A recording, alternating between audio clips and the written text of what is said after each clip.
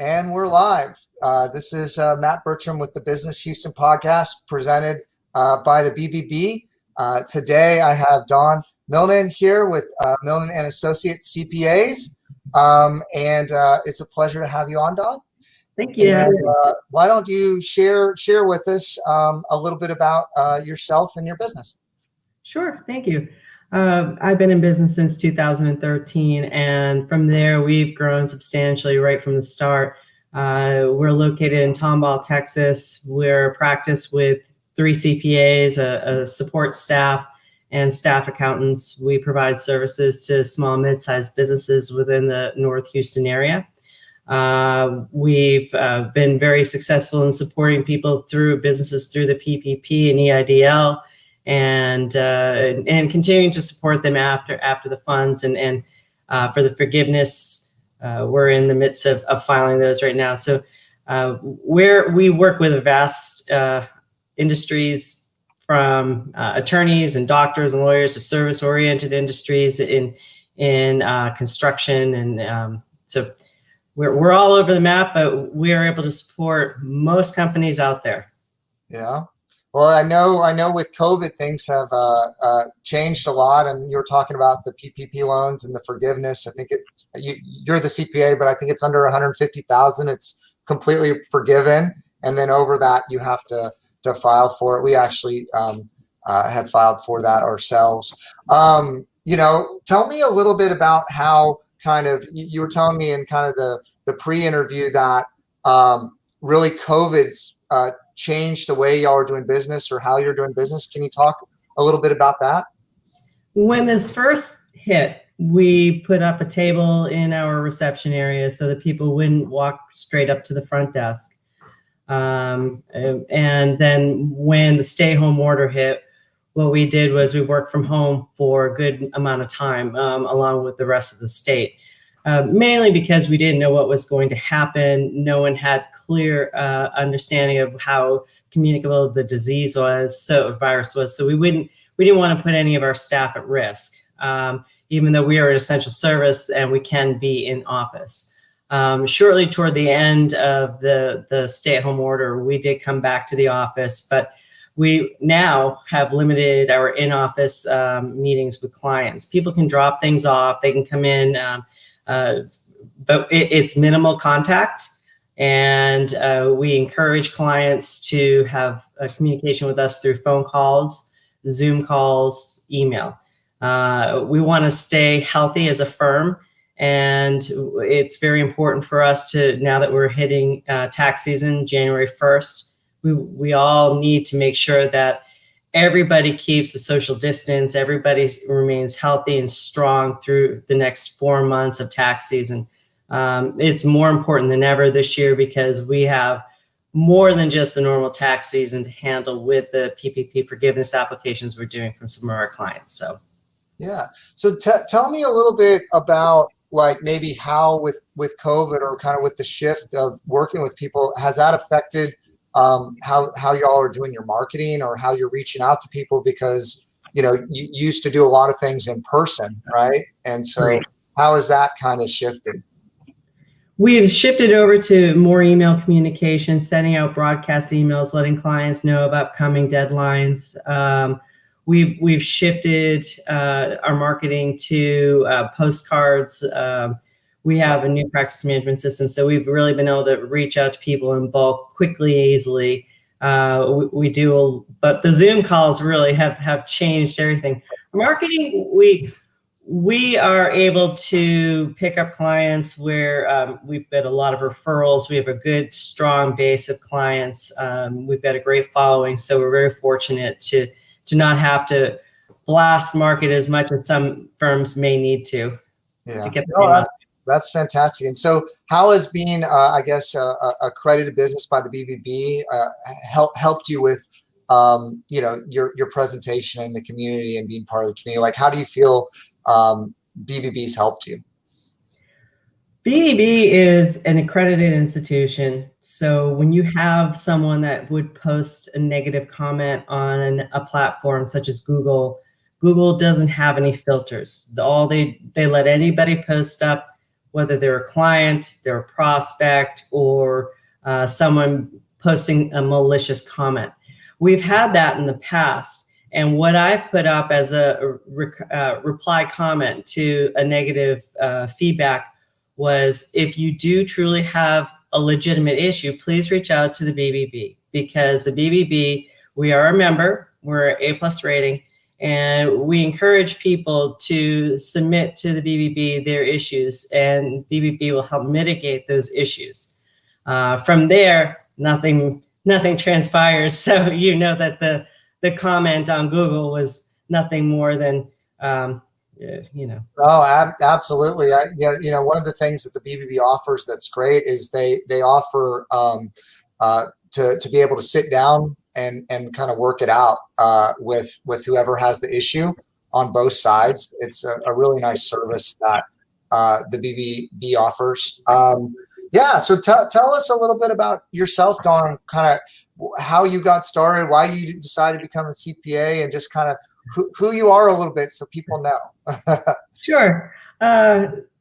Interestingly enough, I wanted to be a CPA in high school. Field of dreams moment. Basically, I took a bookkeeping class. It was super easy. Debits and credits came easy to me. I helped my mom with the accounting for our business when I was growing up. And from there, it turned into something that I wanted to focus on to go and study my core in college.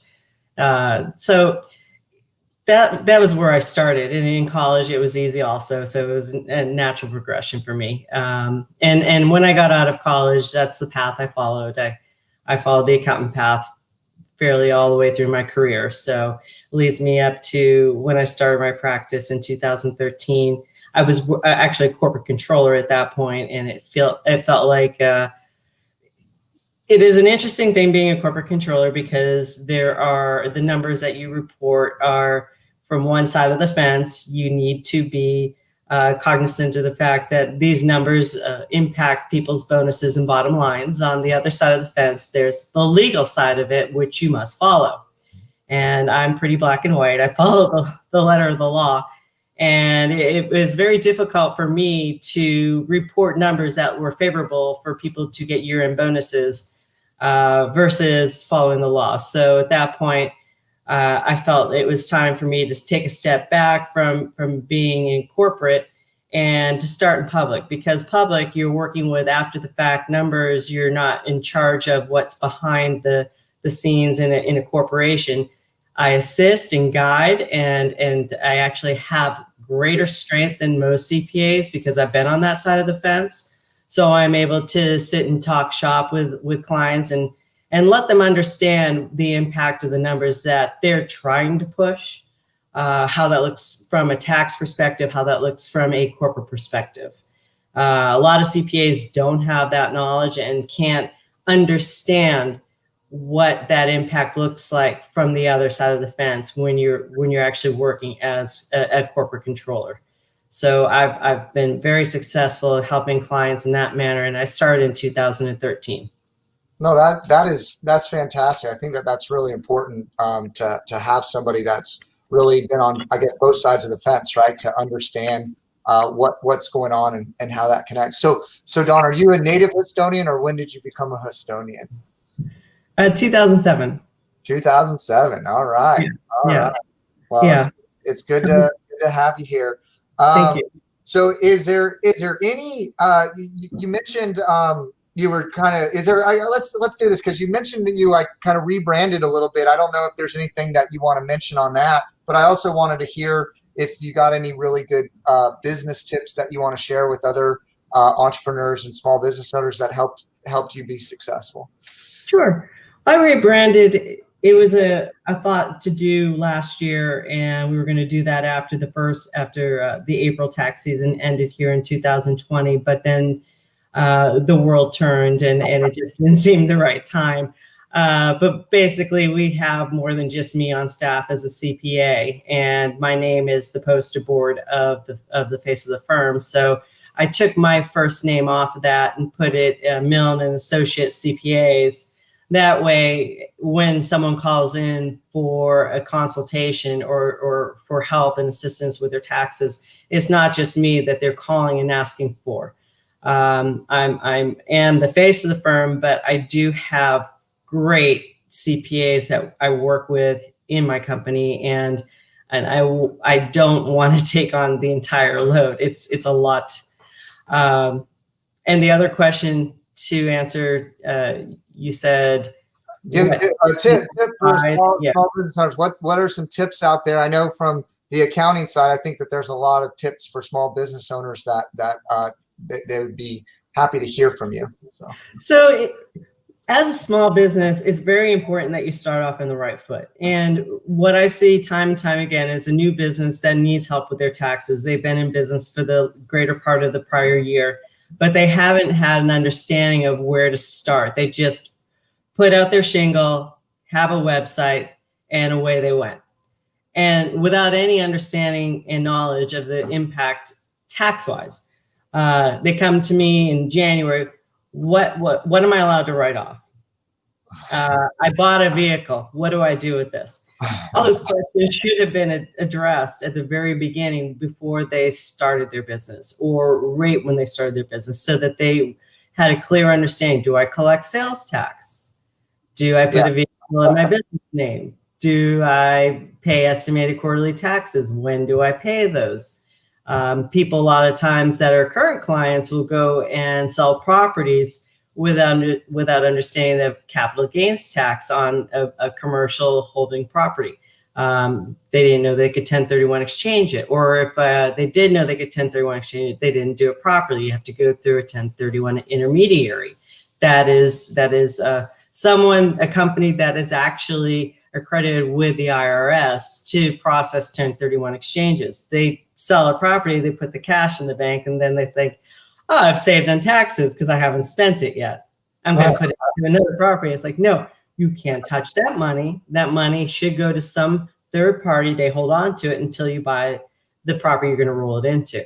So we encourage clients and prospects alike. Speak with us before you make a move. It's very important. If you think you have an understanding of what the answer is, we will help solidify that answer. If you don't understand what the answer is, we're going to guide you accordingly. But at the very beginning, it's important to start off on the right foot. No, I absolutely agree. I was always told you always need to have a good lawyer and you need to have a good accountant. And that's if you're going to start a business, those are two people that you really want to, have good relationships with and understand and counsel on, not just at the end of the year, but throughout the year. Right. So absolutely. So Dawn, tell everybody how they can get a hold of you and if there's anything else you would like to share. Sure. They can get a hold of me at the office. My email is Dawn, DAWN, at dawncpa.com.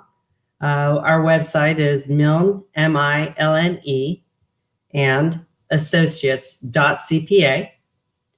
And you can also Google the website's name. So I know it's a mouthful. Our telephone number is the and sign, or is it spelled out and? Spelled. Okay. Yeah. Yes, the word. So it is a mouthful. It's easier just to email me, Dawn at dawncpa.com. Dawn at dawncpa.com. I think that's great and easy to remember for sure. Well, awesome. Awesome, Dawn. Thank you so much for being on Business Houston Podcast. We enjoyed hearing about you and learning some, tax and accounting tips today. So appreciate it. Thank you. I appreciate the time.